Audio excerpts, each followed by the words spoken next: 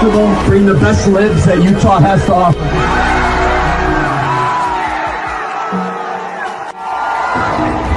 Counting or not counting gang violence? Great. If you thought that my husband's mission was powerful before, you have no idea. You have no idea what you just have unleashed across this entire country and this world. You have no idea.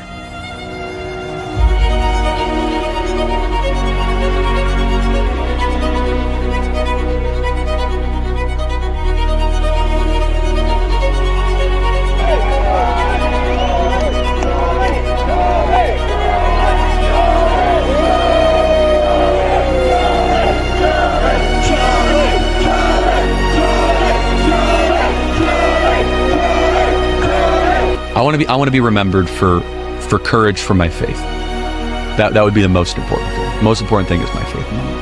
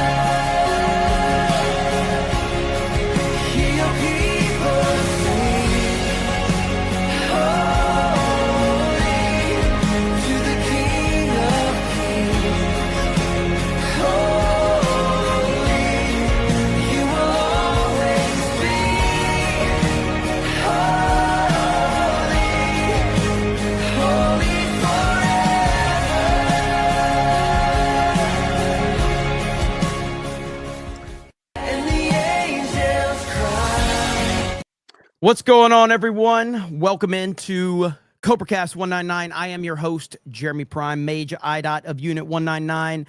And it's obviously a bittersweet day because it is Charlie Kirk Day. And President Trump is going to be honoring Charlie Kirk with the Medal of Freedom today. Erica Kirk is going to be at the White House. We're waiting for that ceremony to start. So, again, as I've said many times recently, it's really hard to even process that Charlie Kirk is not here. It really is crazy that we are. It just happened not too long ago, and here we are, where President Trump is going to be honoring him with the Medal of Freedom. Wow, it's been a wild, few days for sure, with everything going on with President Trump. But now President Trump is back. And, we're going to cover all of that. So, McCock, I just saw this one for $20. Just found out my mom's car accident is worse than I thought. So she was definitely concussed, and it gets randomly emotional. Man, that's crazy. I'm so sorry to hear that. So, so she's scared to even get into a vehicle now. So prayers up for you, brother.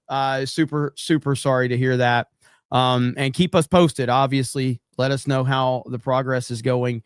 And thanks for the update. And a lot of prayers in the chat, a lot of good vibes in the chat for you and your family. So super sorry to hear that, man. We got Nandy. I don't know if you dropped 10 or 5, but I got 2 5 gifted memberships from Nandy. So thank you, Nandy. Either it's 10 or it's 5, but it's looks like there's 2 5s, but sometimes it double counts it. And I don't know if it's actually that, but either way, thank you for the gifted memberships, brother. Appreciate that. I don't know who this is, but it says my tweet was featured on this person's video. I don't know if that's a good thing or a bad thing. I have no idea. So, oh, wait, is that the guy that did the like the 10 million Mr. Beast videos? Is that it? I think that's the guy that did the 10 billion Mr. Beast videos when Mr. Beast was going through all this controversy, if I'm not mistaken. It's Pegasus, right? So, yeah, I think I know. Is this about Hassan? Is that what it was? Probably something about to do with Hassan. D what? Or let me make sure. Hang on. We're not missing anything yet. I've got the feeds pulled up to see if anything is going to go live. And I don't see anything at this point in time. I'm assuming the White House will cover it. Let's see. I'm assuming the White House is going to cover this. There's no event made at this point in time. I do have right side pulled up. Right here. President Trump to participate in the Charlie Kirk Medal of Freedom ceremony. So I will keep it there. D. Watt says, salute to Charlie. Well-deserved for the Medal of Freedom from the President of America. Absolutely. Troy New says, say it loud, say it proud. No apologies. Cobra Cast never dies. Absolutely. UP says, guys, I've been told Jeremy will shill for Trump. If we give him money, any amount will do. Hail the 199. God bless President Trump and the Kirks. Absolutely, positively true. Antbox says, let's see, what do you call Chunk's nephew Hassan? His name is Chunk's nephew. The Hassan stuff is not going away. It's actually getting significantly worse, which I consider a good thing. And no matter how much he tries to run from this, it's going to follow him everywhere. BC Man says, still can't believe he's gone. RIP Charlie Kirk. Doug says, Jeremy is a loser. He keeps streaming periodically like a biatch. Trump brought peace and has been awake for weeks. Chronicling Mayhem. Sophie says, hail Fig, hail 199, hail Charlie. So yes, we are currently waiting at it. And I did see Erica Kirk is at the White House. She arrived at the White House not too long ago. Let's see.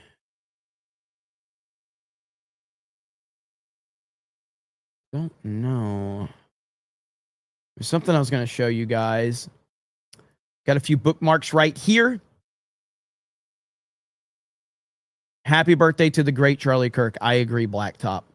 Happy birthday to the great Charlie Kirk. So here is Erica Kirk arriving at the White House right here.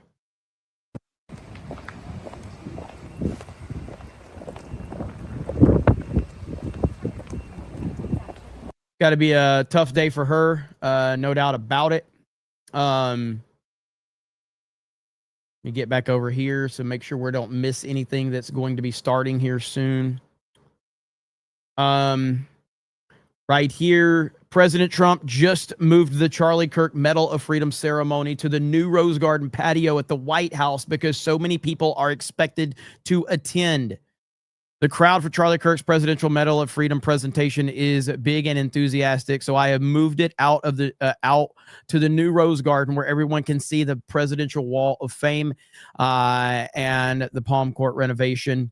Enter through the main south entrance. So there you have it right there from President Trump. Let's see. Official Nirvana says, secretly watching you training while working from home. Can't miss the 199. Well, thank you so much for the super chat. I greatly appreciate that. Keep up the training. Hopefully we keep you somewhat entertained here. That's the goal. We'll see if it happens. So Waffle Master on Rumble says, Jeremy likes Pikmin because he likes to pick men. Well, I've never played Pikmin, so I've never played it. I don't even think I've tried it. So that's not, for a Nintendo shill, I fail pretty bad on that since I don't really care for Pikmin. Okay, next up. So again, we have this where the Trump has moved to the ceremony because there's so many people expecting to attend, which is obviously that's a positive thing. It's a bittersweet situation. But Charlie Kirk definitely impacted a lot of people. So this can't be for. Okay, so I have not been following this story that closely, but Alec Baldwin, not Alec Baldwin's finger, but Alec Baldwin. This guy is a nut job, dude, like for real. And Alec Baldwin was in a car accident right here. And Newsmax has obtained exclusive dash cam footage that appears to contradict Alec Baldwin's account of how he and his brother, Stephen Baldwin, were involved in a car crash Monday afternoon. So here is the dash cam apparently, okay? Alec Baldwin lied. The dash cam doesn't lie. He did. There was no truck the size of a whale. Just Baldwin being Baldwin, reckless, arrogant, and full of shit.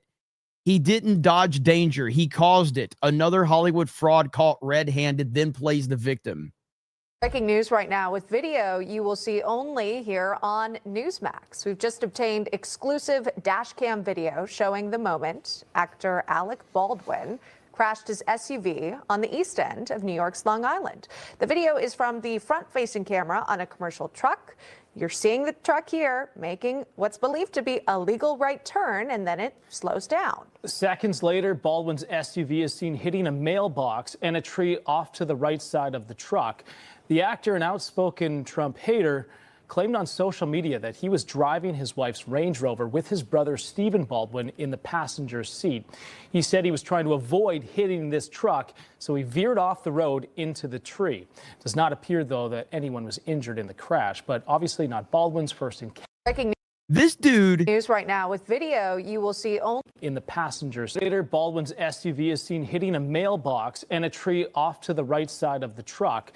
The actor, an outspoken Trump hater, claimed on social media that he was driving his wife's Range Rover with his brother Stephen Baldwin in the passenger seat. He said he was trying to avoid hitting this truck, so he veered off the road into the tree. This guy is an unhinged lunatic, all right? And he has been for a long time. This guy is an unhinged lunatic. We will get further into the story probably later, maybe on Tuesday Night's Main Event. But I wanted to show that really quickly because it's really funny that this guy has killed another human being. He's on video assaulting paparazzi. He has a massive case of TDS. And yeah, man. So the dude is out of his mind. Unbelievable. And of course, yes, playing the victim now because that's, what people like him do. Hollywood nut job playing the victim as always.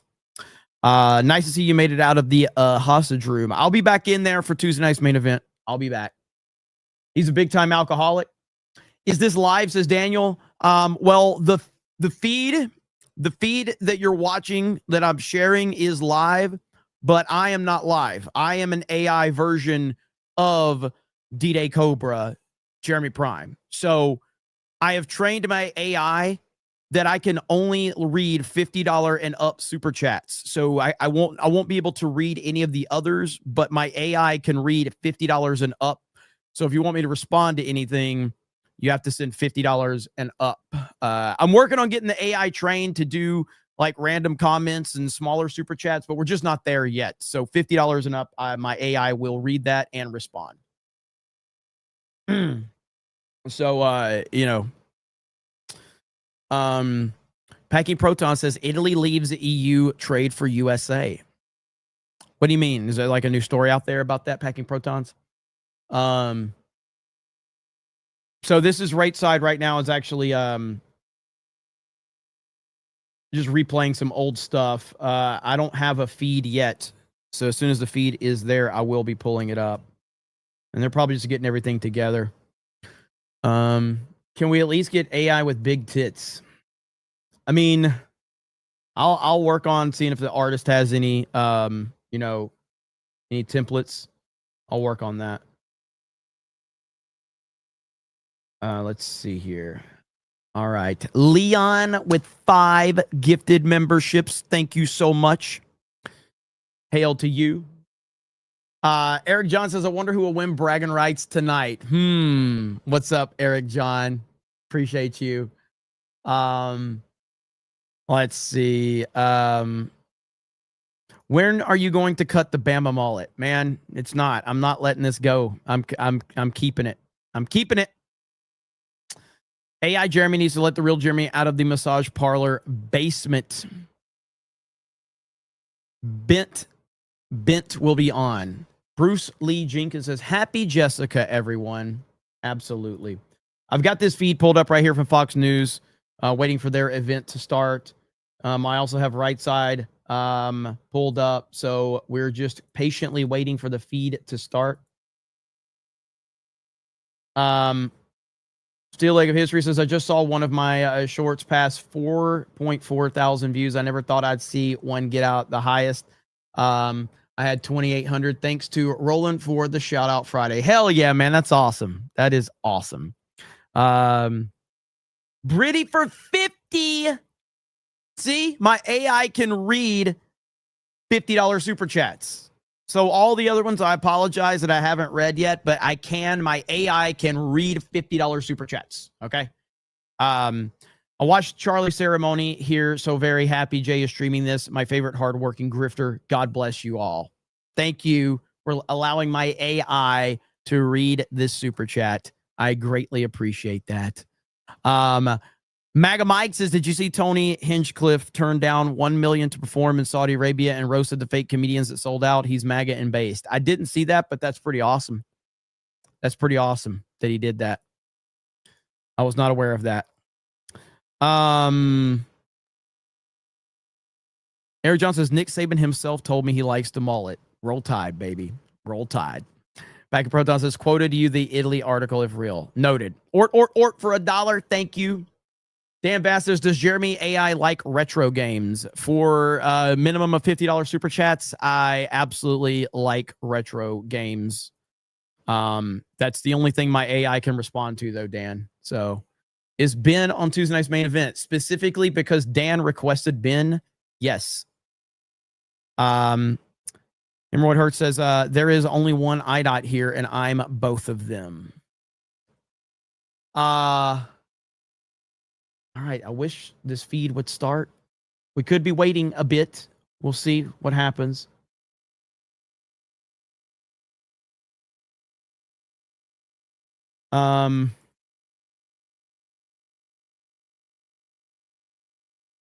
Mozambique says, I'm all about retro games. Need to play Splatterhouse 3 very soon. Great game. Hell yeah. Dan says, if I requested him, can I kick him? I mean, to be fair, truly, it's Beardo's fault. It is Beardo's fault. That's why this is happening. So, if you want to blame anybody, blame him. Delta Entertainment for 50 says, what's up, Jeremy? Looking forward to Tuesday night's main event. Beardo and Mike are really in for a huge surprise.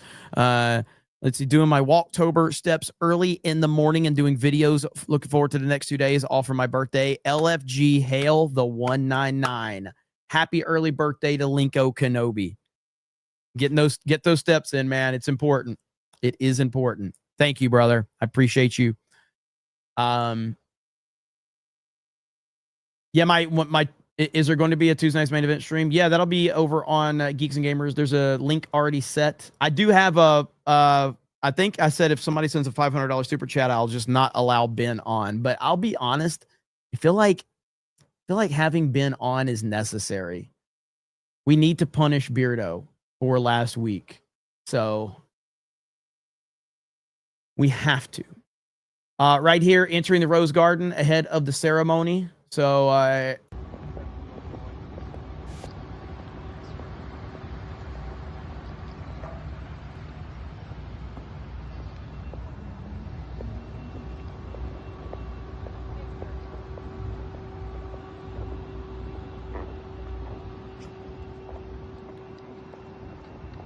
just setting up. We're getting close. It's going to be happening soon. Oh, here we go. Do we have a feed now? We have a feed. Here we go.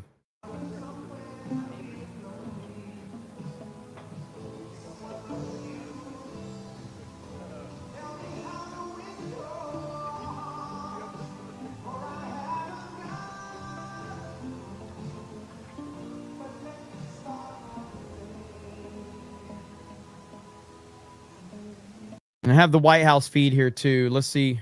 Usually they have really good audio on the White House feed. That was a Fox News feed right there. So I'll keep an eye on both. Brian Young says, why is Beardo kicked out of the army and Jeremy, what the hell kind of, what are you asking? Daniel says, did you see Hamas executing people in the street? I mean, I saw Trump is pretty pissed off at Hamas. Shockingly enough, I know, crazy that you can't negotiate with these lunatics, you know? Fantastic Knox says, did you see the video where Trump made Keir Starmer look like a good thinking he would be asked by Trump to talk on stage? Yeah, I covered that yesterday. It was hilarious. Lapco says, what was your first console and do you still have it? I kept the APF TV fun console my parents got me in 77. 4 versions of Pong, a gamer ever since. The first system that I ever owned was a Nintendo Entertainment System. And I don't have the original one that I had when I was a kid. I still have an NES now, but it's not the one that I owned as a kid. But yeah, NES was my favorite, or was my first video game console that I owned. We have audio on here? Okay, we do have audio on that, so we are patiently waiting.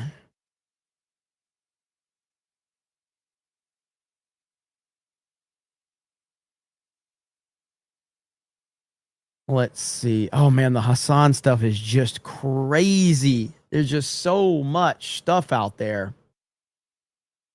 We'll probably talk about that tonight. JB username says $500 to kick Ben, you say? I'll be ready. You guys have to let him be on for a bit before we kick him, though. Like, we gotta let it cook a little bit. We can't kick him immediately. We got to get some good content first, okay? So we will discuss first video game consoles tonight. I know Dan doesn't like talking about retro games, and I'm gonna try to get Dan to talk about retro games tonight. We'll see. So this is the feed we have right here for Fox News. So I'm keeping an eye on that. The White House feed obviously will go live as soon as it starts. So if I must. Let him grift some super chats before coming out with the 500. Yeah, we got to give it some time. We got to let it cook. Dan never talks about retro games. I think he hates them. Yeah. The Hill has a live stream up. Yeah, like I said, this one, I'm keeping an eye on the Fox News one to make sure we don't miss anything. I think that's JD Vance right there. Can't tell. Here, I'll just keep this feed up. I think that's JD Vance right there. Yeah, Marco Rubio. Pretty sure that's them.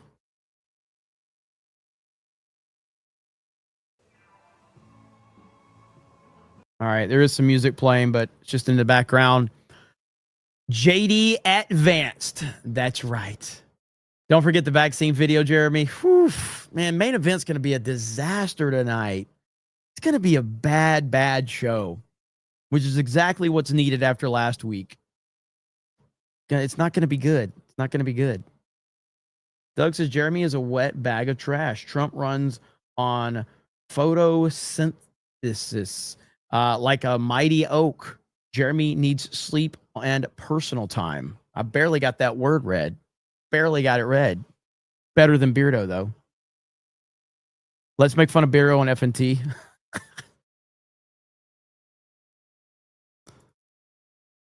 I read that slow, yes. Making sure I could get through it.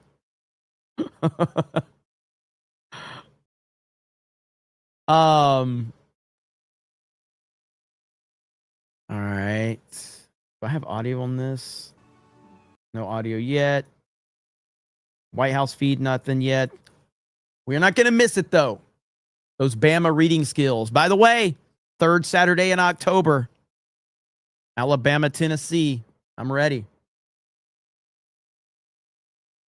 It's going to be a hell of a game. Alabama's playing very well this year since we got embarrassed by FSU. But we'll see.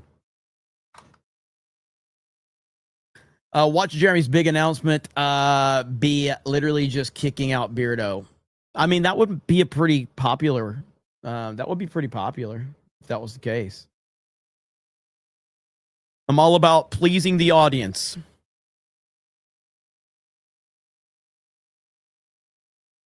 Ryan was actually happy this morning. It was a little strange. Is it because the Bears won? Is that why? Probably because the Bears won. It doesn't happen very often. Some guy from Maine says Baldwin blamed the truck driver because he wrecked his wife's Rover, and we've all seen her in action. Also, Beardo Gay, Ryan fat. Is that why? Because the Bears won, Ryan was in a good mood? Look, as good as the year as Bama's having, man, look at how my boy Tua's doing. Like, I think Tua's actually just retarded at this point. Like, I think he's gotten so many concussions that I think he's just retarded. He certainly is not the same player he was in college, that's for sure.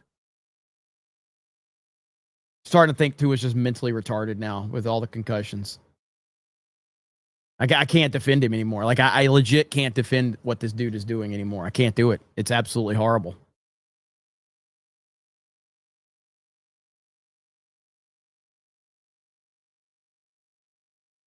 Did you guys see that meme about Tua? Somebody tagged me in it. I feel like Cole Hauser posted it. Let me see. It's pretty much the most accurate thing ever.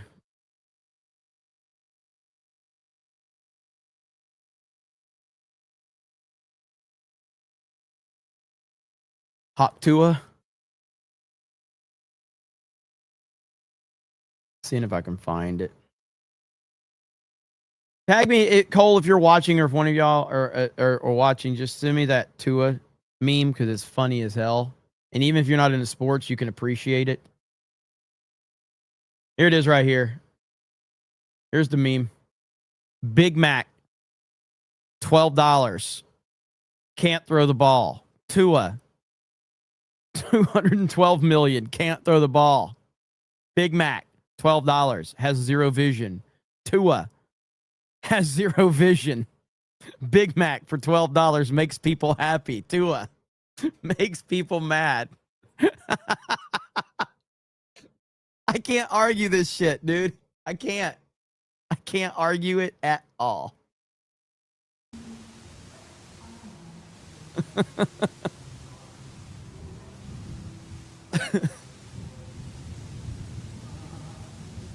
Now on McDonald's, yeah. I mean, don't we all?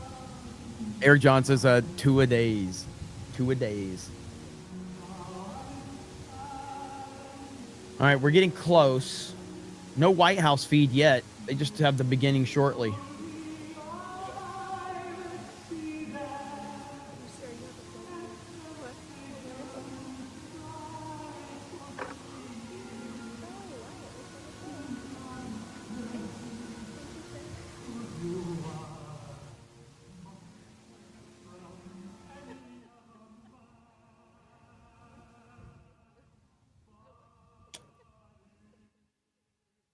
All right, they killed the audio.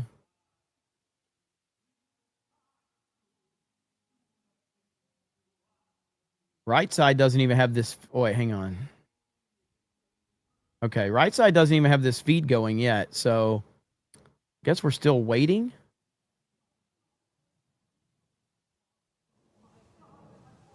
Big Marco, yeah, he's definitely not little Marco anymore.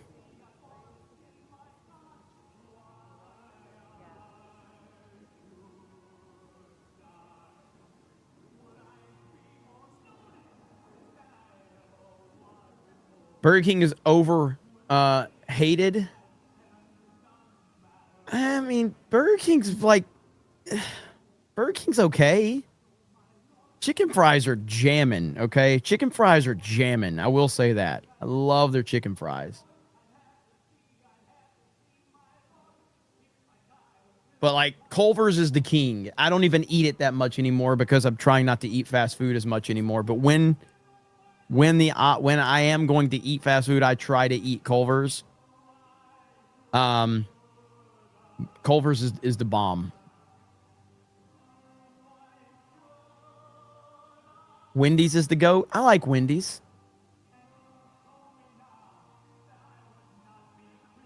We need to do an updated version of that fast food tier list that me, Ryan, and Jay did for the Main Geeks and Gamers channel.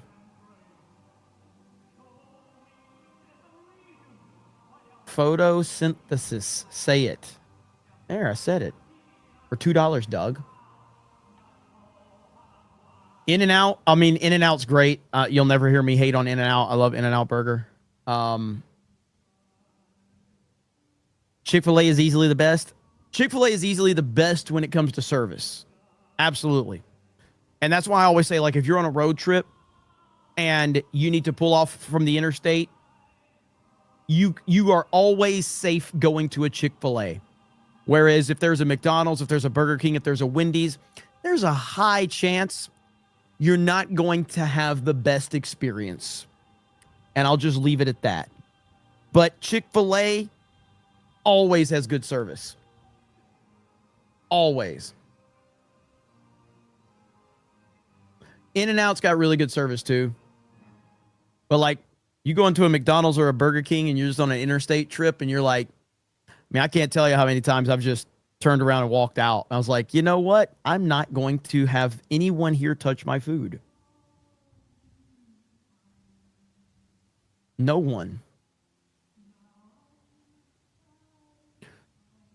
Can't forget about Ryan's McBurrito. Ryan and his fast food stories. But I think that's what we need to do, like with Geeks and Gamers, like, you know, getting set up down there in Orlando and everything. And like, we could have fast food adventure videos where we just go to different fast food places, vlog all of our stuff. It'd be amazing.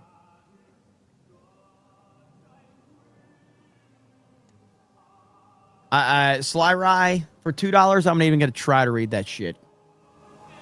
Again, my AI is not allowed to read anything below $50 super chats. And that's not the, I have to follow the rules. My AI has to follow the rules.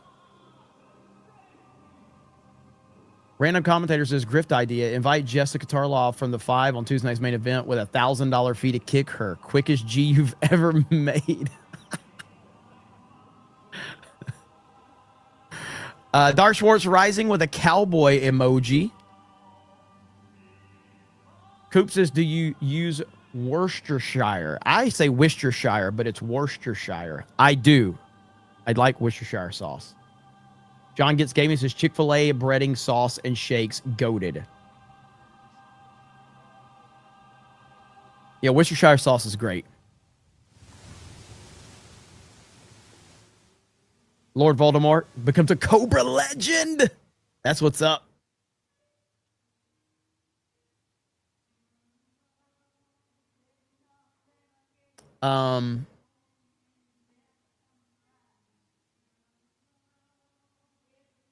Worst word in the world, sauce.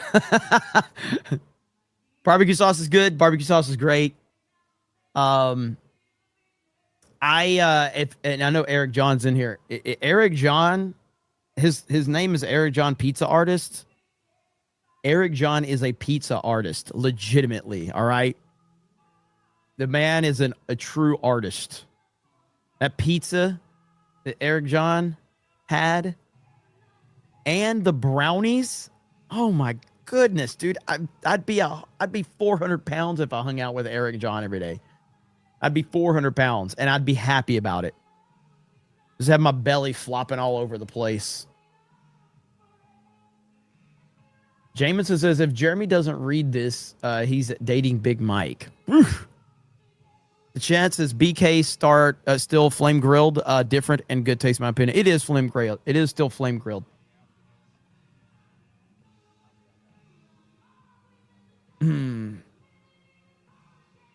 Brownies. Okay. All right. Well, first of all, I don't eat those types of brownies. I've never done a drug in my life. Zinnia Biscuit says, I'm honored. I honored Charlie today by voting early today. That's what's up. Soundwave Superior says, don't forget, every time Beardo screws up tonight, you play the Vax Colbert scene. It's going to be tonight's going to be a bad episode. I'm already prepared for it. It's going to be a very bad episode. And I blame Beardo for it. Like, again, this didn't have to happen. This didn't have to happen. But yet here we are.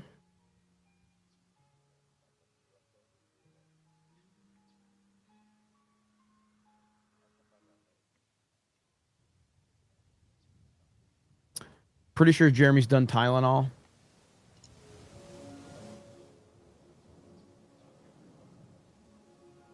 All right, here we go. So the White House Rose Garden patio is absolutely packed for Charlie Kirk's Medal of Freedom ceremony. Erica Kirk is going to remember this moment forever. President Trump said he moved it to the patio last minute because so much of the turnout was unexpected, or because so much turnout was expected. There you have it. So we are still waiting.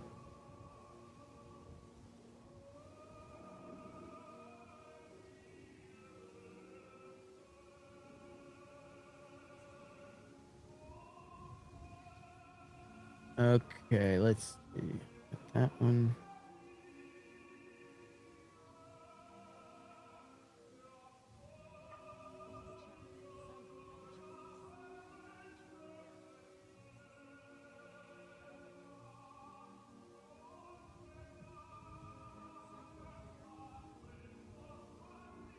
I wonder if Elon's not there today. I don't think we've heard anything about Elon Musk being there today.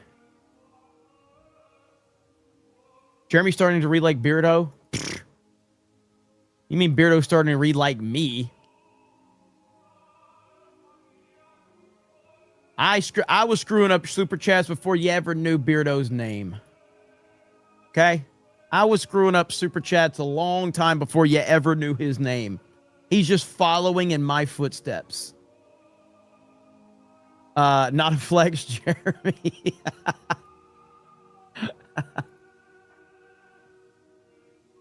I mean, it's true, though.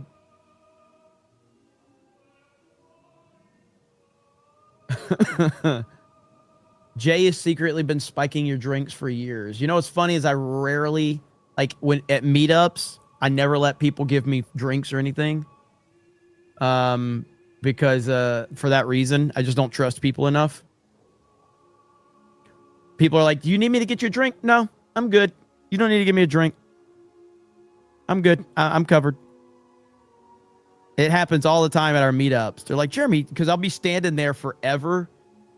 And I'm like, no, I'm good, man. I've got a bottle of water behind me. I'm good. I don't need anything. Don't bring me anything. I'm good.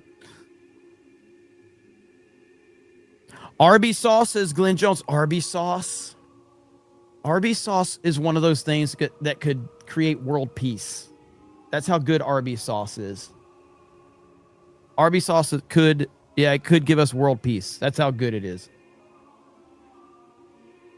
Congrats, Jeremy. You're smarter than Tardo, which doesn't say much. It really doesn't.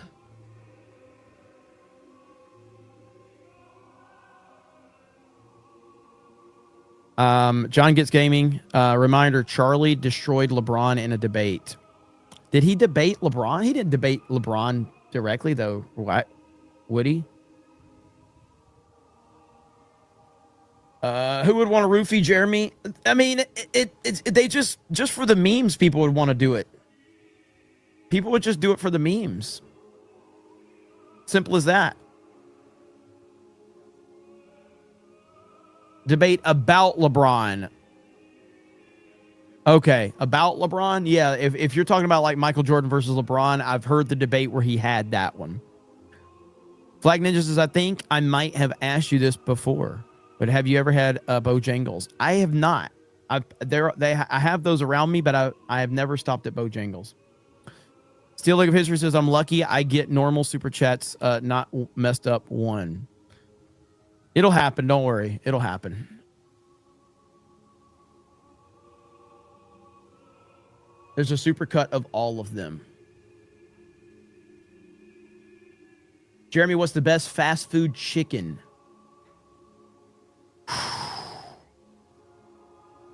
I mean, I think the popular answer is going to be Chick-fil-A.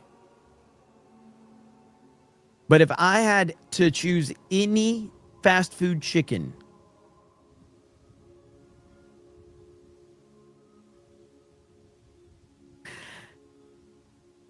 probably Zaxby's.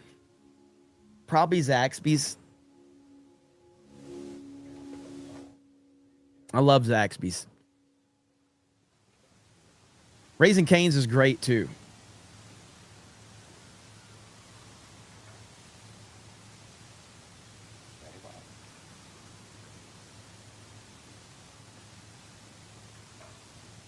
I still don't have a feed on the White House.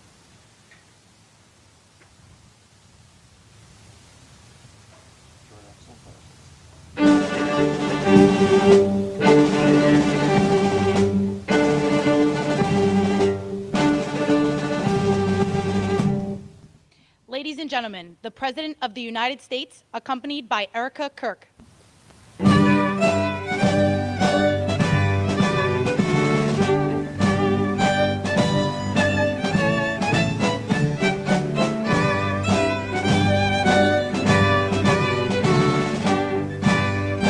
Benny right there. Did I just see Benny Johnson?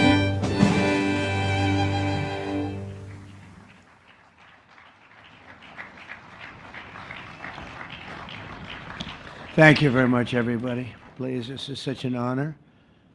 This is the, please be seated. This is the first time we've been at the new and improved Rose Garden.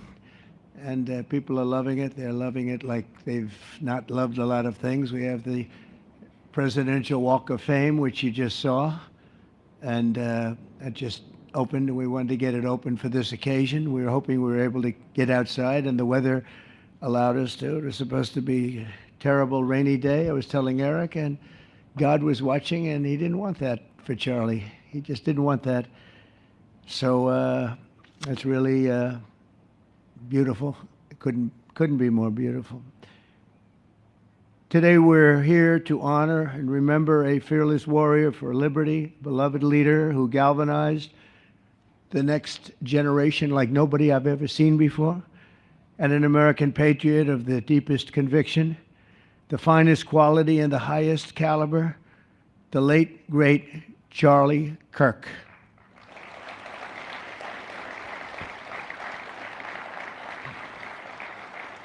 Five weeks ago, our nation was robbed of this extraordinary champion. He was a champion in every way. I got to know him so well. He didn't like losing. And he was able to fight people that were enemies. And he didn't necessarily love those enemies so much. You know, I heard he loved his enemies. And I said, wait a minute, is that the same Charlie that I know? I'm not sure. But I didn't want to get into it. But it was a horrible, heinous, demonic act of murder. He was assassinated in the prime of his life for boldly speaking the truth, for living his faith and relentlessly fighting for a better and stronger America. He loved this country. And that's why this afternoon it's my privilege to posthumously award Charles James Kirk, our nation's highest civilian honor, the Presidential Medal of Freedom. Thank you.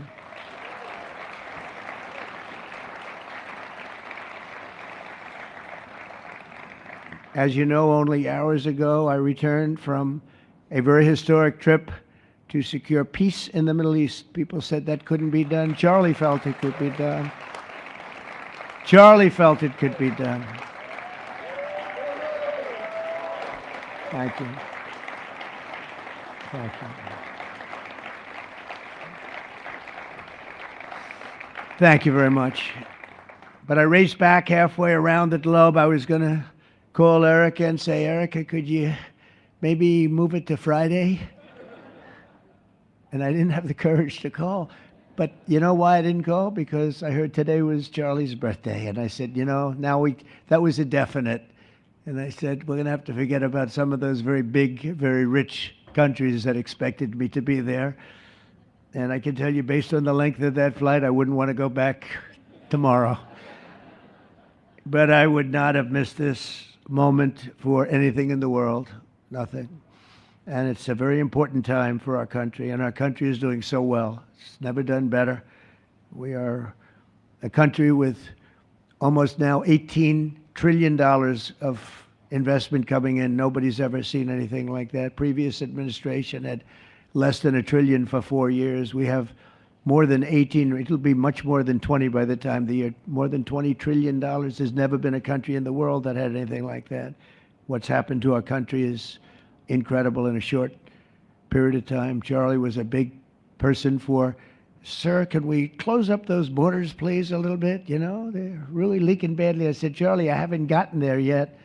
But, you know, it came out last 4 months. Literally nobody was allowed into our country. And the only people that were allowed in were people that came in legally. The borders are absolutely stone cold closed. And they reported 0, 0, 0, and 0. So that's pretty good. But he was a big believer. He wanted people in the country more than I did, frankly. He wanted them to come in legally. And he got his wish. October 14th is Charlie's birthday, and he should have been turning 32 years old. I tell you, when I first met him, he was like 22. And I said, boy, he's awfully young. But I thought he was older than that, you know. He looked a little bit older than his age. That's okay, you know. That's not good when you're old, but when you're young, it's great. He had the best of all things, but he was special. But instead, Charlie is attaining a far more important milestone. We're entering his name forever into the eternal roster of true American heroes. He's a true American hero, an amazing person, way, way beyond his years. And I'm honored to be joined by a woman who has endured unspeakable hardship with unbelievable strength, and that's Charlie's widow, Erica. And I just want to thank you, Erica. He loved you so much. I was with him. Oh, please. Thank you, darling. Thank you. I was with him before I met Erica, and he told me he was going to get married. He said, you won't believe how beautiful she is. I said, well, then now that I meet her, he's right. But then he also said, and you know what? She's like the smartest person I know. See, they do go together on occasion. Not often. Not often. But on occasion they go together. But he was in love with you. He was deeply in love with you. It's great. Erica, your love and courage have been an inspiration to all of us, and we will always be here for you, and we're always going to be here for your gorgeous, beautiful children, and we'll never forget what your family has sacrificed for our country. Man loved our country. When things were going badly for our country, he was so, as you know, angry. He would get angry because he said it doesn't have to be that way.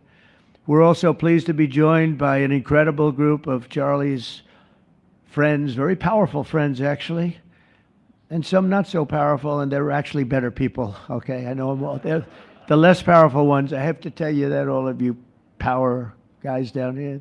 The best ones in the group are the ones that are less successful, but that happens too. No, they're all great, and they're here. And let's start with Erica's father. Where is Erica's father? Where are you? Where are you, Dad? Oh, look at him. Wow. I want to get a hat like that, too. I like that. How are you? Nice to see you again. Thanks as well to Vice President J.D. Vance, who's been fantastic. J.D., thank you very much. Great. Doing a great job. Did a great job on Sunday with George Slopadopoulos. I thought put him away pretty good. Second lady, who's a phenomenal woman, Usha Vance. Thank you very much, Usha. Thank you very much. Great woman. President of Argentina. He wanted to be here. That's Argentina's a serious flight, right? And he's become a superstar, and he's doing amazing things. He's a MAGA person, but it's make Argentina great again. That's what he does, right? And I want you to stand, please, Javier Milei. Doing a great job. Thank you very much. Many members of my cabinet are here. Just about all of them are here. I won't go into every single one of them, but I'll announce a few of the people that have really turned this country around and helped me. Incredible people. Speaker of the House, Mike Johnson. Where is Mike? Mike. What a job you're doing, Mike. What a job you're doing. And I watched you this morning, and you're in there trying to say, look, just let the country open. Everything will be fine. We're dealing with some radical left lunatics. And I would just wish Charlie was here to fight us. I think the fight would have been over already. He would have had a march on the Capitol by people whose average age is about 21, because there's nobody that had that relationship with young people. Right, Mike? So thank you, Mike, for being here. House Majority Leader Steve Scalise. Steve, thank you very much. A brave guy and a friend. House Majority Whip, another terrific man, Tom Emmer. Tom. Thank you, Tom. Senate Majority Whip, John Barrasso. John, thank you very much.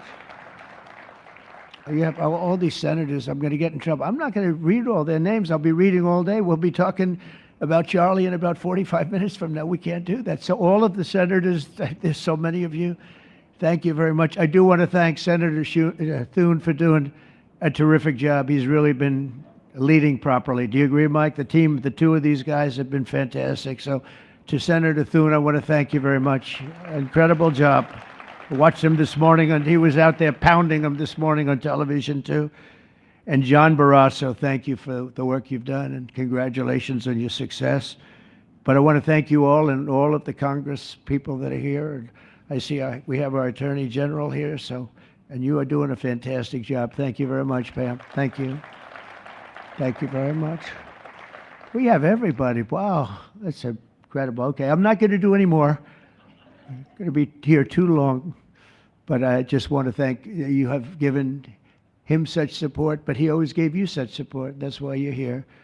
And very unusual. Charles James Kirk was a visionary and one of the greatest figures of his generation. He was truly an amazing figure and growing leaps and bounds. He knew that the fight to preserve our heritage is waged not only on the battlefield and in the halls of power, of which we have tremendous power here, including the head of a place called War. We call it now War. We had Defense. We had our Secretary of Defense. Now we have a Secretary of War. And somehow I think it's more emblematic, and hopefully we'll never have to use war, but the fact that we're ready is very good. Peace through strength is very important, but also in the hearts of our nation's youth. That's where Charlie rode strongest. At age 18, that insight inspired Charlie to found the organization that ultimately touched the lives of millions and millions of people, and so many young people that nobody's ever seen anything like it, frankly. Turning Point USA. It's amazing, and it's actually bigger now. It's become bigger in the last few weeks than Charlie ever thought. I think his end vision in many years from now would have been just a fraction of what it turned out to be in a couple of weeks, right? It's amazing. With hard work and joyful spirit and endless enthusiasm and determination. And he did have great enthusiasm. You know, I always say you need enthusiasm to be successful. He had great enthusiasm. Charlie grew Turning Point into the largest conservative youth organization in the entire country. He forged a personal bond with countless young conservatives. He fought for free speech, religious liberty, strong borders, and a very strong and proud America. In everything he did, he put America first. He really put America first. And ultimately, Charlie became more than a leader of an important organization. He became the leader of historic movements all over the country. There were movements, individual movements, one movement, but it was historic. Everything he did was historic, and a true evangelist for the cause of freedom and the word of Almighty God. God was very important to Charlie. He would say, you know, if you don't have religion, you're not going to have a strong country. It's true. He was so wise beyond his years. You know, I talk to him sometimes and say, this guy is like a young guy. He was really a wise man. From the time Charlie worked on my presidential campaign in 2016, and he was there right from the beginning. He liked me. I don't know. I have no idea why. What the hell was he thinking? He said, you're going to win, sir. I said, you know, I'm running against 17 senators and a lot of tough people and governors. We have all these people, and He said, no, you're going to win, sir. He said, not going to be close. And he made it happen. He helped make it happen, I'll tell you that. Without him, who knows what would be. Maybe you'd have Kamala standing here today. That would not be good. I will tell you, Javier, you don't know who Kamala is. Promise, it would not be good. You agree with that, Howard? He also mobilized countless citizens to go vote. It's called Go Vote. Very simple. And with his help in 2024, we won more young people than any Republican by far in the history of our country. And we won the popular vote. We won the swing states, all 7 of them. Remember, they said, oh, well, if Trump could win 4, that would be nice. I win 7 by a lot, by a landslide. But the popular vote was massive. And we won the Electoral College. Remember, they said, well, it's going to be very hard. I'd say 270. Well, we got 312 to 226.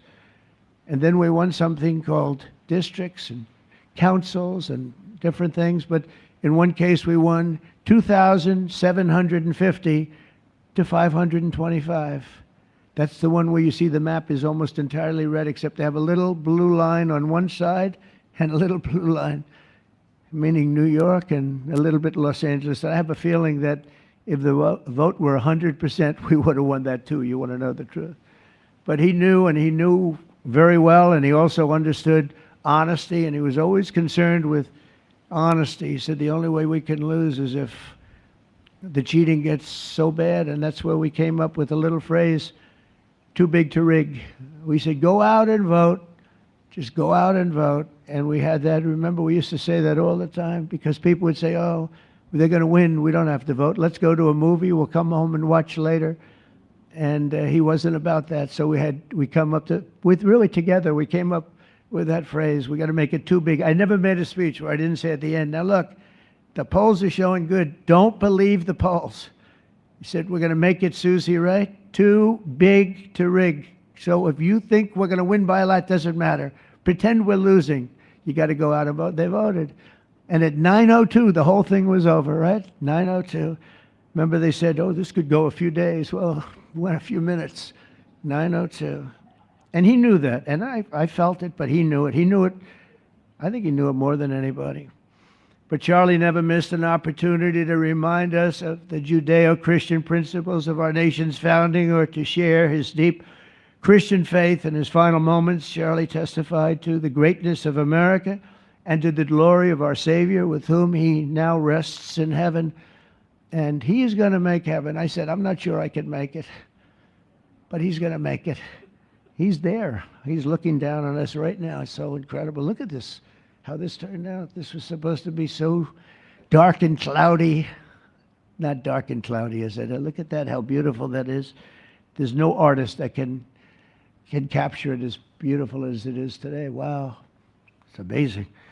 As I said, on the day that he was assassinated, Charlie Kirk was a martyr for truth and for freedom.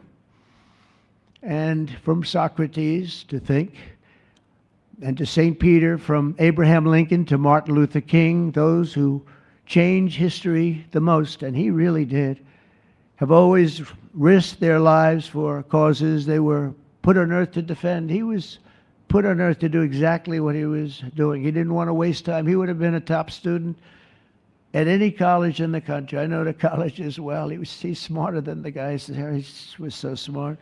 But he almost, I guess, didn't have the time. He knew what he wanted to do. It wasn't like, gee, I want to sit in the classroom for 4 years listening to people teach me liberal principles, because they were never going to teach him that anyway.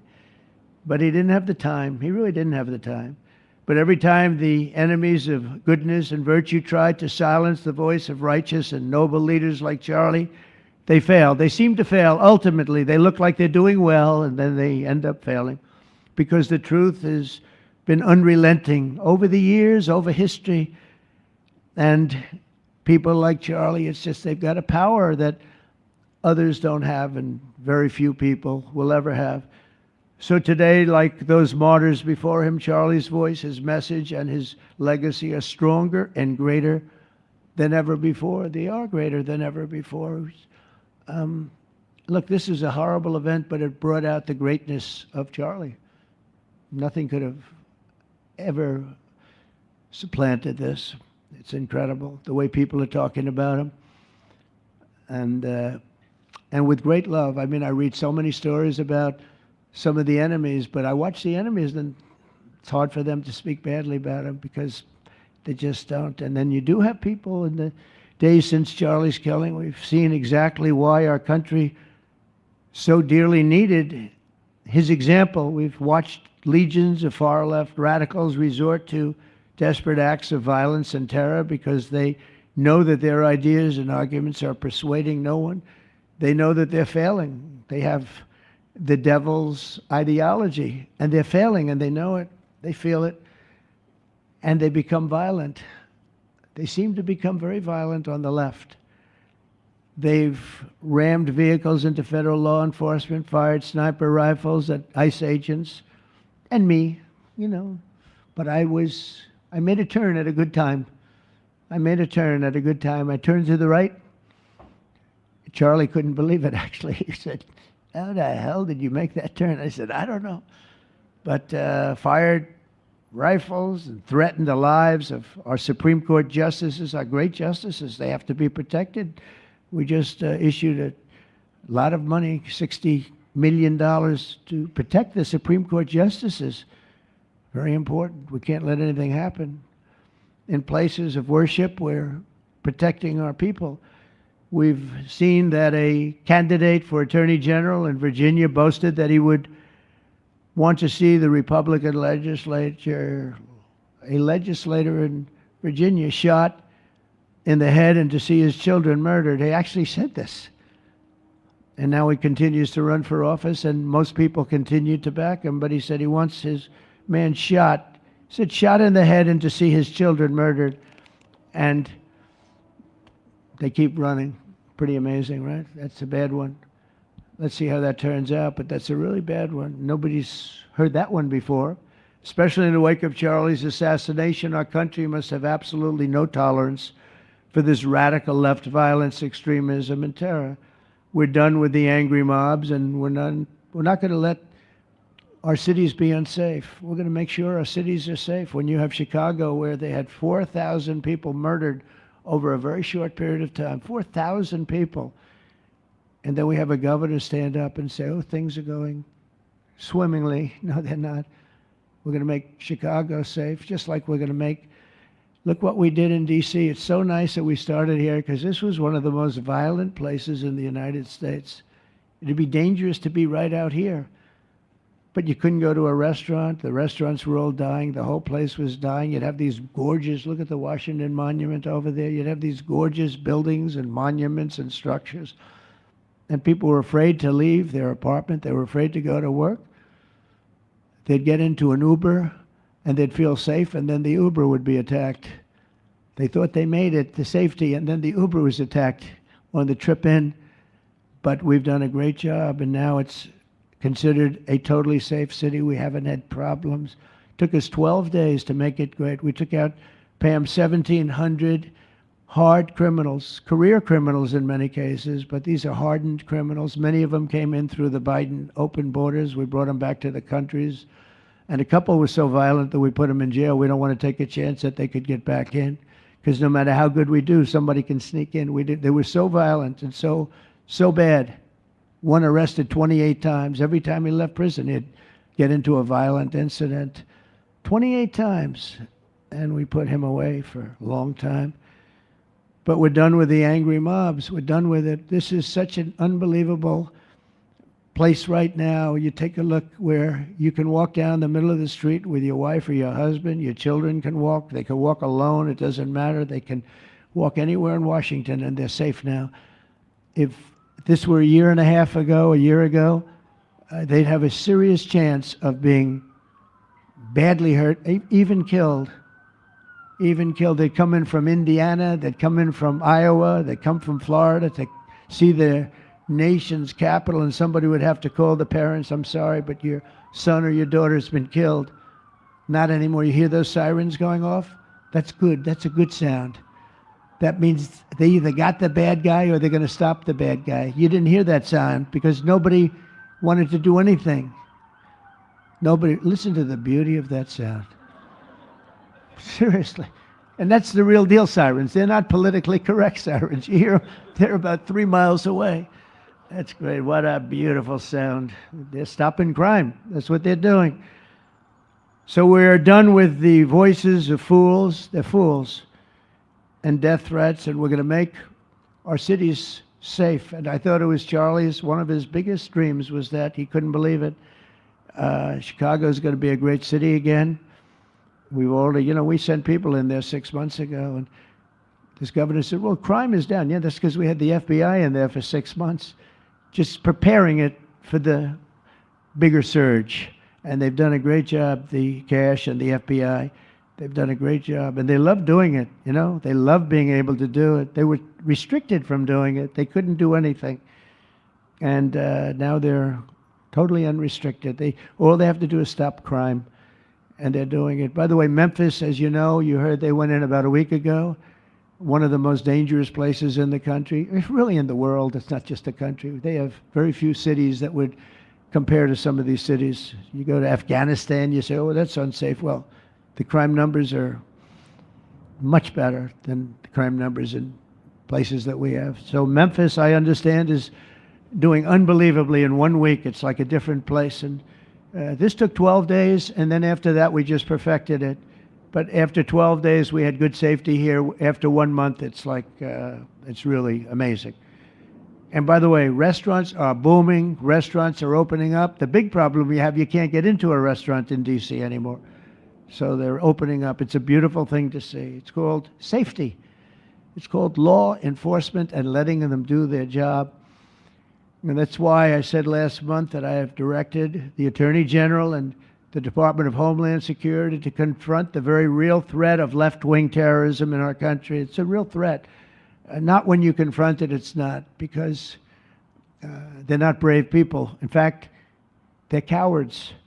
When you confront them, they immediately fold. You have to see them fold. You have to see them crying. They fold.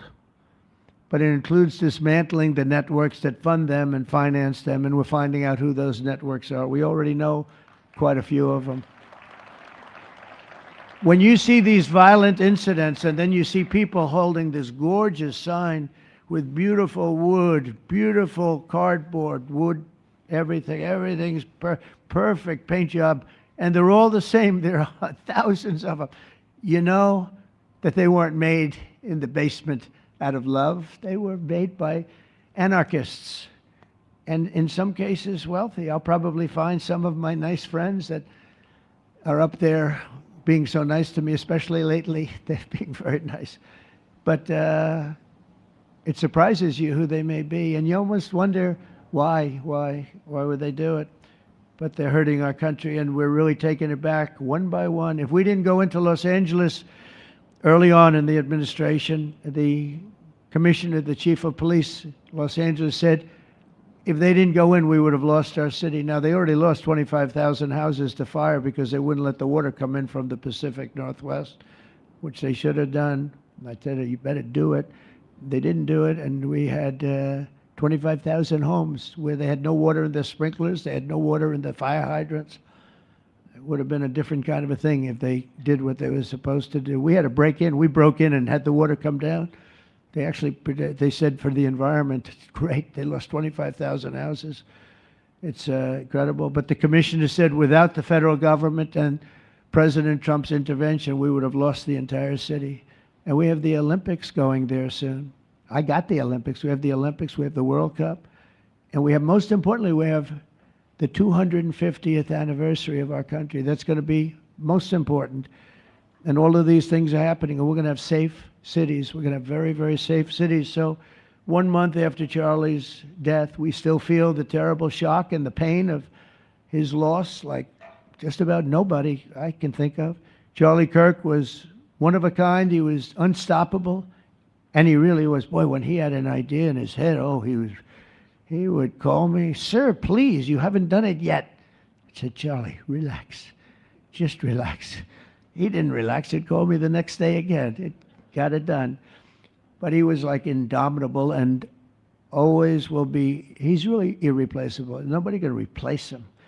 But they're going to do great. But you can't replace that kind of person and that kind of talent, frankly. The word talent is an important word, but that kind of talent.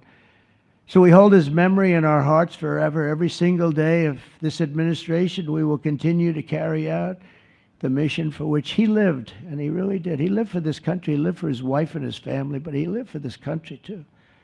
In Charlie's honor, we will continue like we have been to fight, fight, fight, and to win, win, win. We're going to win so much.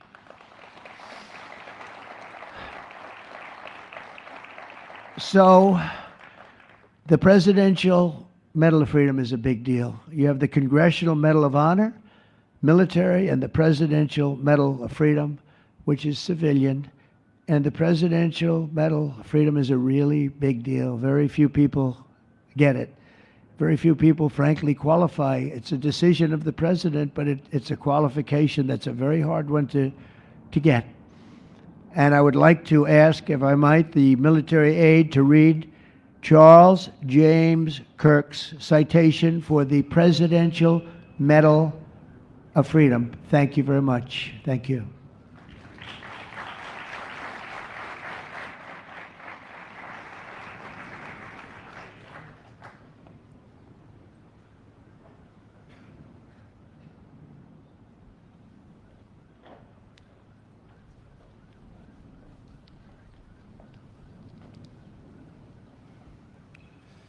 The Presidential Medal of Freedom is awarded to Charles James Kirk. Accepting on behalf of Charlie is his wife, Mrs. Erica Kirk. Charlie Kirk was one of the most influential American political figures of his generation. At just 18 years old, he founded Turning Point USA and grew it into the largest conservative youth organization in the nation. For over a decade, he tirelessly traveled the country, leading a movement to restore respect for our founding principles, reawaken our national identity, and inspire a renewed spirit of religious devotion. He was one of the great debaters and communicators of his time. Despite receiving repeated threats, he remained undeterred and modeled courage, logic, humor, and grace to the next generation. On September 10th, 2025, at age 31, Charlie Kirk was assassinated while addressing a group of students. The United States honors him as a martyr for truth and freedom.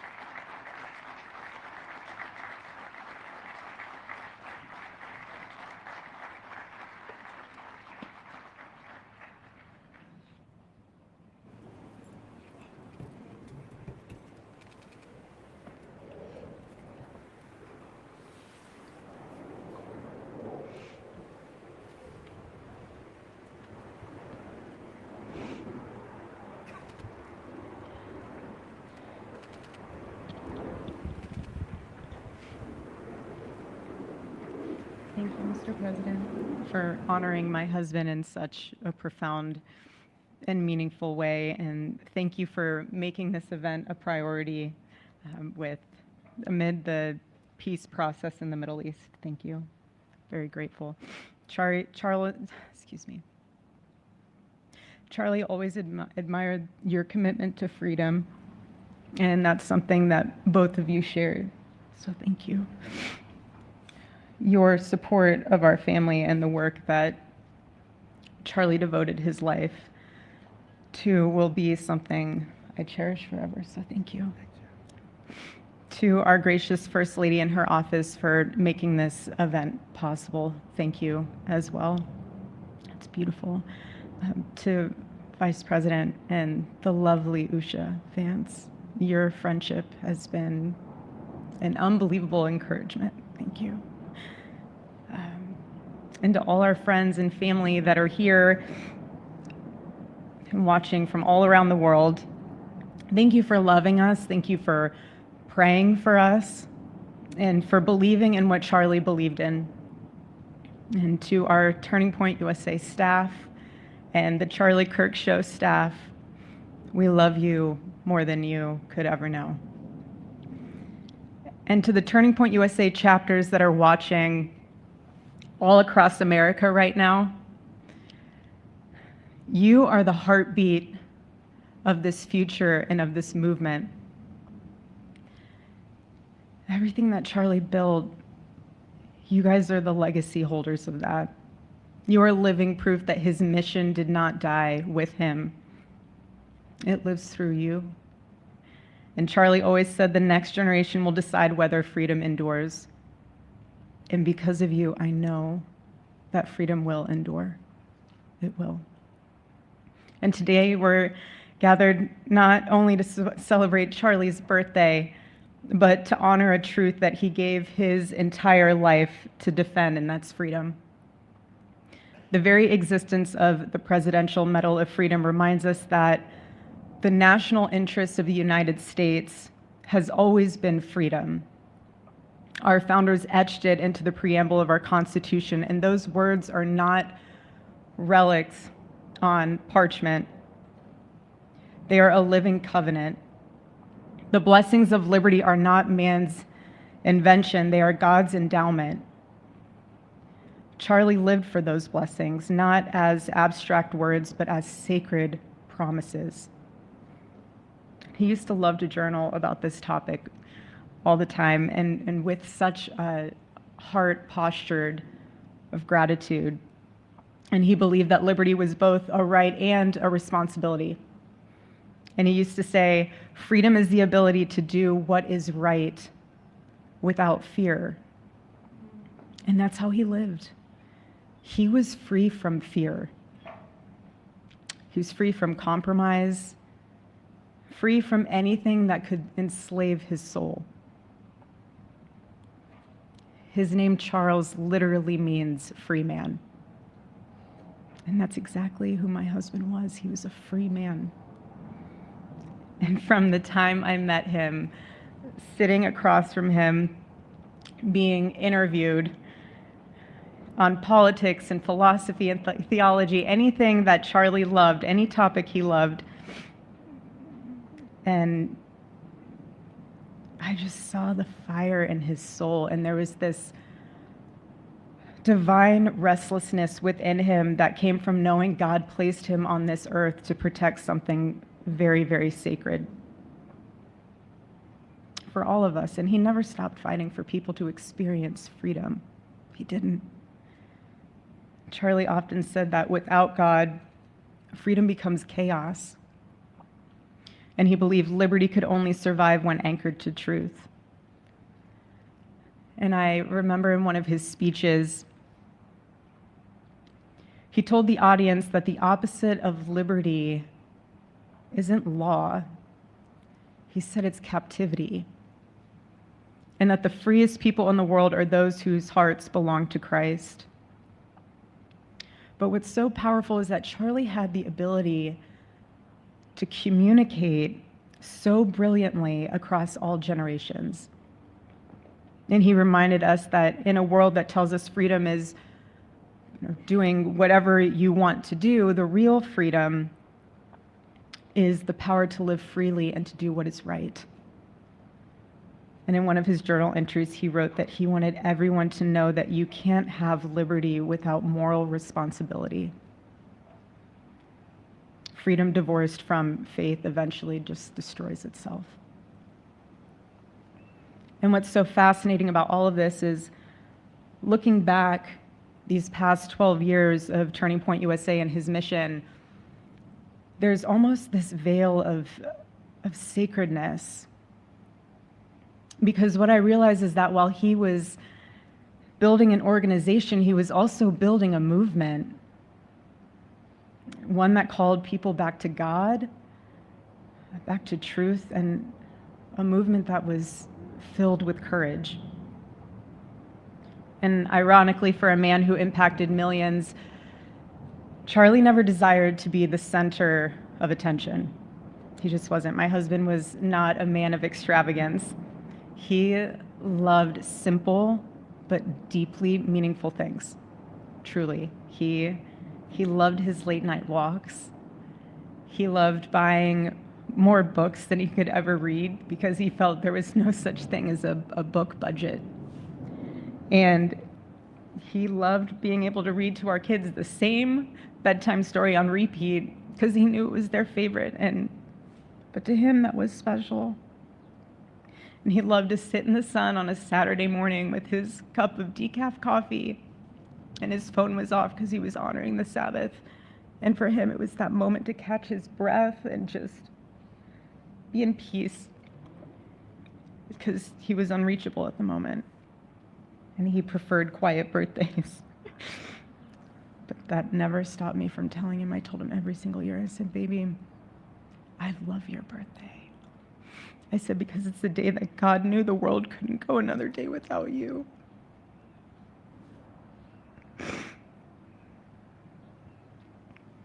And so the rhythm of our usual birthday celebration for him was mint ice cream, mint chocolate chip ice cream. He only had it twice a year, on his birthday and 4th of July. It's just, and then after that, it was back to work as usual. But last year, his one birthday wish was to see the Oregon Ducks play the Ohio State.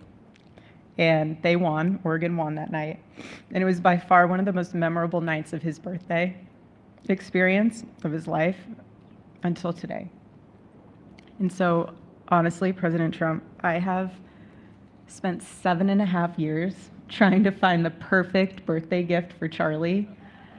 And it's so difficult. And those of you that have spouses or loved ones, you know how difficult it is sometimes to buy a gift for someone that you love, because he wasn't a materialistic man, so that also did not help.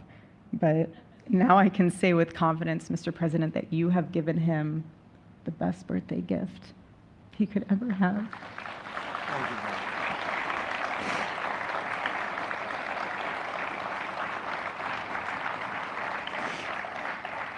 It's such an honor and the recognition of a life lived for defending freedom. And that's what Charlie fought for until his last breath. And it was written across his chest in those final moments on one of his simple t-shirts that always carried a message, and this one bearing a single word, freedom. That was the banner over his life, and that shirt was a declaration. The same declaration he made in every speech, every campus visit, every time he shared the gospel at a church, every sleepless night that he would spend praying for the youth of this nation and planning for the future of our country, and just impressing upon them that when we defend liberty, we defend the soul of our nation. My husband never told anyone what to say. He never did. He never told anyone what to say. He would just encourage them to think. He would encourage them to think outside of the traditional political labels. He would want them to think in a way that was anchored in wisdom and truth. But he would never tell anyone what to say. Charlie wasn't content to simply admire freedom. He wanted to multiply it. He wanted to multiply freedom. He wanted young people to taste it and to understand it and defend it. He wanted them to see that liberty isn't self-indulgence, it's self-governance under God. He wanted them to see that. And every day I'd see him getting ready for work. He'd put on his cross necklace, he'd put his ring on his finger. And the boldness in his demeanor was always fearlessness. He wasn't afraid. He was never afraid. And his daily actions, whether in office or on campus or at a church, it was always without fear. That was his creed. That is how he lived out every single day. He didn't fear being slandered. He did not. He didn't fear losing friends, I can tell you that. He didn't. He didn't care. He stood for truth and stood for freedom, and he did not, everything else was just a noise to him. And it's because his confidence in Christ was absolute. It's literally his birthday, JRG. It's literally his birthday. There was no limit to what he would have sacrificed to defend freedom for all. And if the moment had come, he probably would have run for president, but not out of ambition. He would only have done it if that was something that he believed that his country needed from a servant's heart standpoint. And Charlie lived only 31 short years. I was 32, but on this side of heaven, but he lived. He lived every single second he lived. He filled every single day with purpose, and he fought for truth when it was unpopular. And he stood for God when it was costly, but that's what we're called to do. Surprisingly enough, he did pray for his enemies, which is very hard, but he did. He did. He did. No one else, I mean, I saw him do it. No, he never did it in front of anyone else, but I can attest to that. But he also loved people when it was inconvenient. And he ran his race with endurance, and he kept the faith. And now he wears the crown of a righteous martyr. And for me and for our children, the truth really studies our grief, because heaven gained what earth could no longer contain: a free man made fully free. And to all watching, this is not a ceremony. This is a commissioning. And my message is simple. I want you to be the embodiment of this medal. I do. I want you to free yourself from fear. I want you to stand courageously in the truth. Listen for the still, small voice of God. And remember that while freedom is inherited in this country, each of us must be intentional stewards every single day. God began a mighty work through my husband, and I intend to see it through. And the torch is in our hands now. It's in mine, it's in yours, it's in all of yours, it's in all the students with Turning Point USA. And before I close, I'll share with you that I asked our daughter what she would like to say to Daddy for his birthday. Excuse me.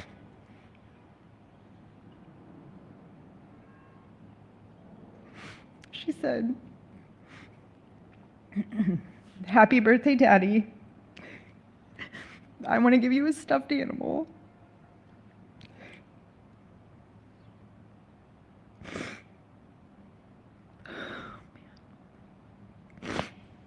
I want you to eat a cupcake with ice cream, and I want you to go have a birthday surprise. I love you," is what she said. And while our son is precious, he can't yet speak, in classic Kirk family fashion, his actions spoke louder than his words, and his gift to you, Charlie, and myself for that matter, was deciding to become the man of the house and be fully potty trained at 16 months. But Charlie, baby, I know that you're celebrating in heaven today, but gosh, I miss you. We miss you. And we love you, and we promise we'll make you proud. And Charlie's life was proof that freedom is not a theory, it's a testimony. He showed us that liberty begins not in the halls of power, but in the man of a heart surrendered to God. And so today, as we honor Charlie with this incredible Presidential Medal of Freedom on his birthday, I stand here with tears and just a humbled heart and spirit, because his story reminds us all that to live free is the greatest gift, but to die free is the greatest victory. Happy birthday, my Charlie. Happy Freedom Day. God bless you.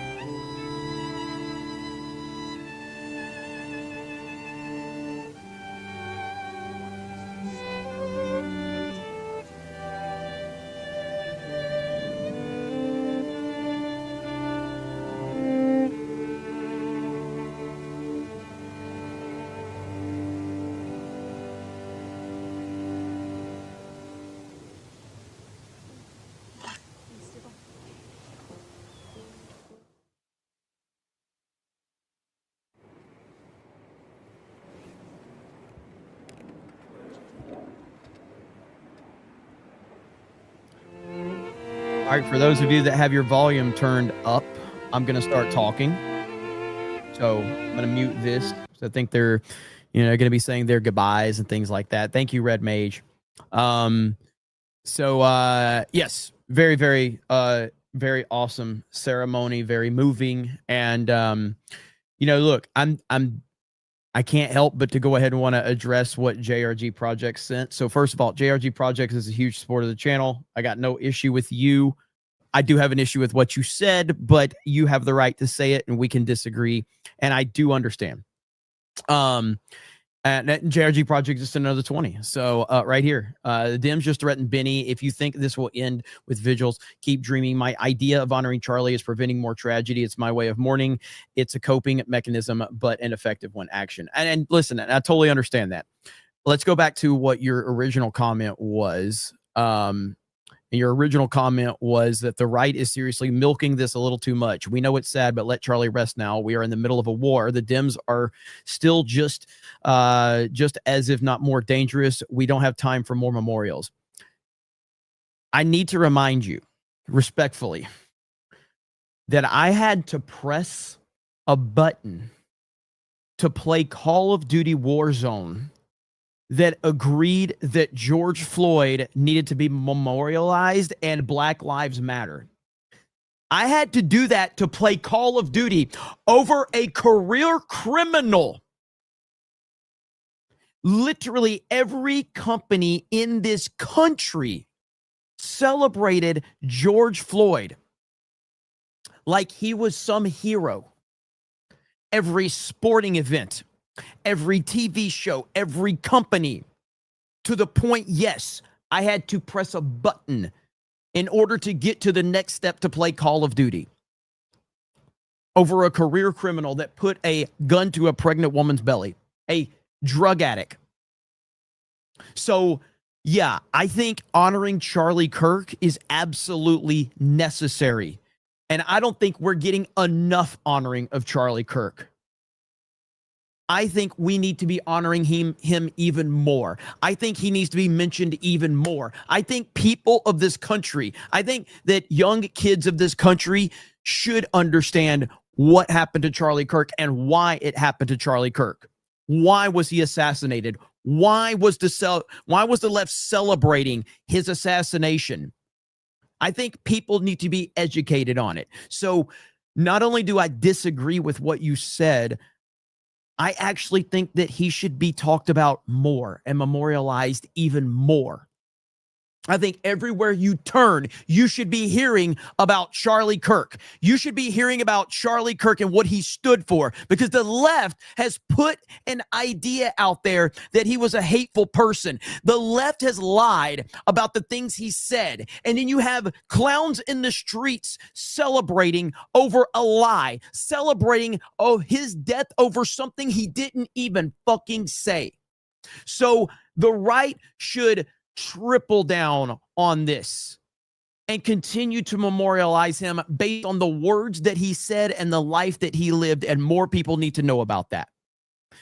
So that's where, again, I respect where you're coming from, and I'm not coming at you like a typical troll in the chat, because I know you're a viewer of the channel, so I'm not coming at you like that. And your follow-up completely gives more context to it, which I understand where you're coming from.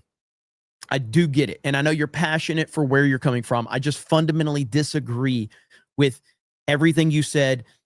And I think that more and more memorials of Charlie Kirk should be out there. So anyway, I appreciate it, brother. I do. But I had to address that. So Kevin Cross says, thank you, Charlie Kirk, for your boldness and courage in leading the youth to fight for freedom. You were taken too soon. I know you are with our Creator in heaven. And yeah, I don't want to make this whole stream about arguing about this, that, or the other. Everybody has the way of mourning and looking at this. And I think that through the disagreements of what JRG Projects are saying, I think he actually has like a valid point within there about like we are in a war and all of that. Like with everything going on, the Democrats are still dangerous. They just threatened Benny Johnson. So there's a lot of context there that I think is valid and needs to be, understood. So again, disagreements are fine. We can disagree. We can have different takes. We can have different perspectives. I remember what happened when the George Floyd thing happened. And it's one thing if the George Floyd thing is just like a bunch of like politicians virtue signaling, because what are you going to do about that? But the fact that, again, at its core, I think it emphasizes the nonsense around that in order to play Call of Duty Warzone, they forced you to have to press a button to agree that George Floyd was a effing hero and that Black Lives mattered. That is insane that we got to that point, but it happened. It absolutely happened. So anyway, Fired Up Gaming says he was killed for being a Christian, never stopped talking about it. John Gets Gaming says, not a zero-sum game. We can honor Charlie, mourn, and battle the ideology and people that took him just as hard. Mourning does not strengthen them. Yeah, I mean, I think it's just a clear reminder. And honestly, like, who knows what would have happened if the Charlie Kirk situation doesn't, if the assassination of Charlie Kirk doesn't happen. Does the situation with Benny Johnson get treated as seriously? That's a valid question to ask. And look, obviously, I wish Charlie was still here. Thankful Benny is still here. Thankfully, President Trump is still here. So it's a tough situation, man. It really is. But with that said, I do have Tuesday night's main event coming up, and so we had a good kind of respectful stream honoring Charlie Kirk. And now we're going to have a complete shit show on Tuesday night's main event. I have no idea what we're in store for over there. It's going to be chaos. But you guys know that you